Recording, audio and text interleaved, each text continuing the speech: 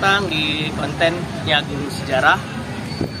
Kalian bisa mendapatkan informasi terkait materi pelajaran sejarah, konten gaming, dan juga konten edukasi naratif. Story ya. So, itu ini.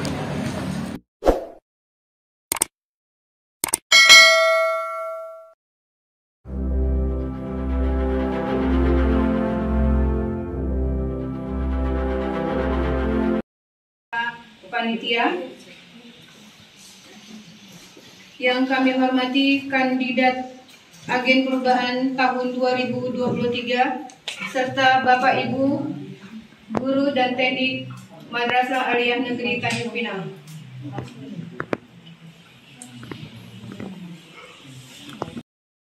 Yang hari ini terdiri dari 3 agen perubahan, calon agen perubahan, yaitu yang pertama, kandidat pertama yaitu Bapak Yudi Handoko SPD. Kandidat kedua Bapak Omed Rashidi Muhardiansa. Bapak Omed Rashidi Muhardiansa SPD.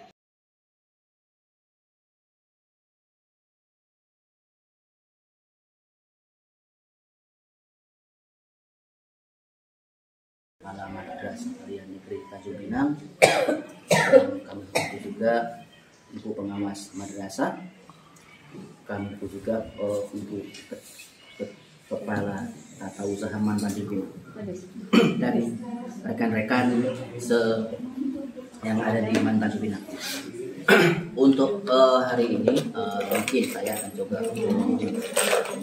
menjabarkan visi misi saya berkaitan dengan agen perubahan.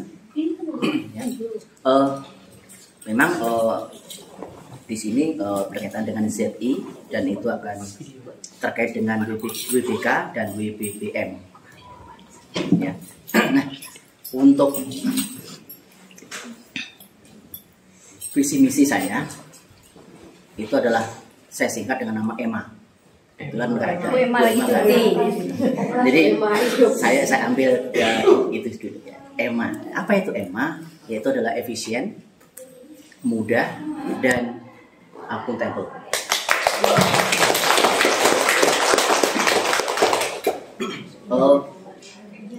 Kita coba jabarkan apa itu efisien. Nah, terkait dengan tadi dengan ZI, WBK dan WBBM, efisien nanti adalah kita bisa melihat kinerja dari sistem yang ada di Man Tanjung Pinang nanti itu dengan efisien tadi, sehingga apa, siapapun mungkin bisa tidak terus susah lah, mungkin melaporkan atau mungkin memberi keterangan atau mungkin ya mengerjakannya itu lebih mudah, lebih efisien, enggak terbelit-belit. Terkadang memang biasanya kan birokrasi kita kan agak susah. Kita mengurus apa saja mungkin harus wacana berapa kali meja dan sebagainya. Ya, sehingga dengan adanya perubahan nanti, insya Allah kita akan hanya mungkin satu orang saja, mungkin insya Allah selesai. Kebetulan juga nanti di sekolah kan cara membuat PTSP ya, kan seperti kesamaan itu satu pintu saja. Yang kedua adalah mudah. Mudah di sini nanti adalah kita bisa melaksanakan kinerja itu dengan mudahnya. Sehingga apa, misalnya kita bisa menggunakan HP mungkin, atau menggunakan laptop, atau menggunakan yang lain, sehingga akan memudahkan kita. Karena apa? Kita juga bisa mengontrol, ya, melihat kayak apa sistemnya dan sebagainya. Termasuk juga tadi melaporkan.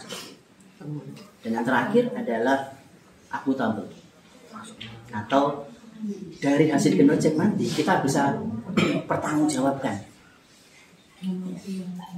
Apa mungkin tadi yang melapor misalnya siapa, misalnya ini siapa, sebagainya akan terdata semua, sehingga kita bisa pertanggungjawabkan ke hal yang umum. Kemudian sistemnya nanti kan orang bisa tahu begitu, dan tidak harus ya maaf ditutup-tutupi dan sebagainya.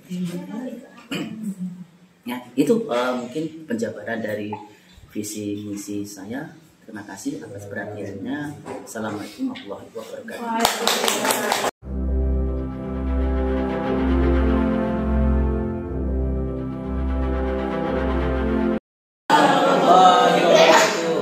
Sebelumnya saya berterima kasih atas kesempatannya.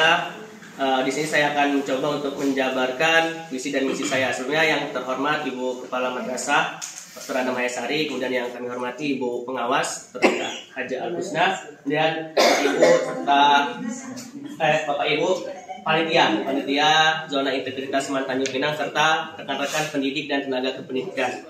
Di sini saya langsung saja ya, visi saya itu adalah pelayanan berbasis digital di Madrasah Aliyah Negeri Tanjung Pinang. Nah, misinya di sini saya mencoba untuk menciptakan sebuah proses pembelajaran yang bisa diakses di mana saja.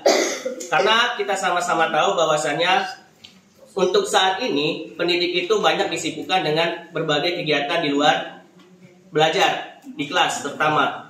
Jadi saya mencoba untuk menciptakan sebuah proses pembelajaran yang bisa diakses di mana saja dan nantinya diupload ke beberapa platform media sosial. Ya, sebut saja ada YouTube, Instagram, dan juga TikTok dan lain sebagainya. Kemudian misi yang kedua, untuk tenaga kependidikan juga bisa memberikan pelayanan secara daring dan luring. Saya ambil contoh misalnya bagaimana sih cara untuk melakukan atau cara untuk mahasiswa melakukan izin penelitian. Nanti para misalnya contoh siapa yang bertugas di bagian itu, anggaplah misalnya Pak Ian. Pak Ian akan menjabarkan bagaimana caranya, kemudian nanti setelah dijabarkan akan diupload ke media sosial. Jadi mahasiswa itu tidak perlu repot-repot tanya dulu, Bu, bagaimana Bu cara melakukan izin penelitian. Jadi dengan melihat video yang sudah ditampilkan di beberapa platform media sosial, jadi ketika Keman langsung memberikan saja apa yang diminta, seperti itu. Mungkin itu saja yang bisa saya sampaikan. Kurang lebih saya mohon maaf. Assalamualaikum warahmatullahi wabarakatuh.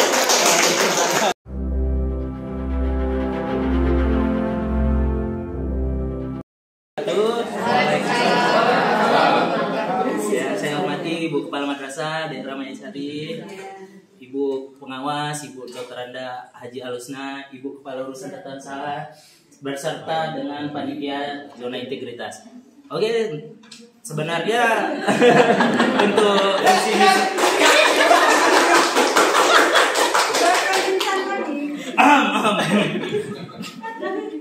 sebenarnya untuk visi dan misi saya kurang lebih hampir sama dengan yang terdahulu.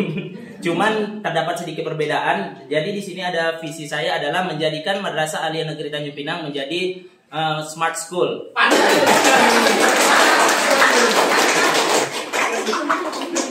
Menjadi Suben. Jadi di sini saya akan berusaha untuk membangun suatu sistem di mana sistem itu mempunyai banyak sub-sub bagian. Contohnya di situ ada semua unsur dari Man Tanjung Pinang, baik dari segi pembelajaran, administrasi, kepegawaian, kesiswaan, semuanya sudah tercantum di situ. Jadi di sini secara ringkasnya saya akan menggunakan teknologi-teknologi yang akan ada yang sedang berkembang di saat ini, misalnya contoh dengan teknologi RFID dan augmented reality.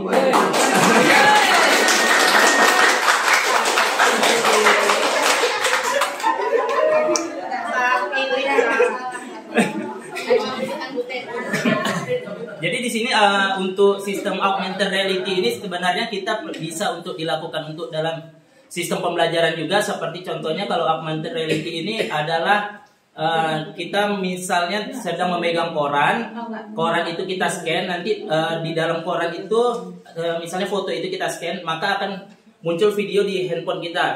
Nah itu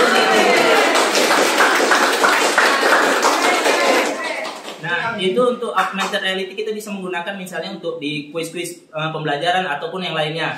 Sedangkan untuk RFID itu adalah sebuah sistem yang menggunakan teknik robotik. Di situ kita bisa menggunakan seperti kartu pelajar ataupun untuk pegawai untuk kartu identitas. Jadi di situ merupakan ada chip di mana untuk ketika si siswa, untuk kegunaan siswa di situ adalah kartu serbaguna, di mana di situ tergabung antara kartu pelajar, kartu untuk perpustakaan, untuk komite dan lain sebagainya. Jadi semua tercantum di situ. Kartu kantin?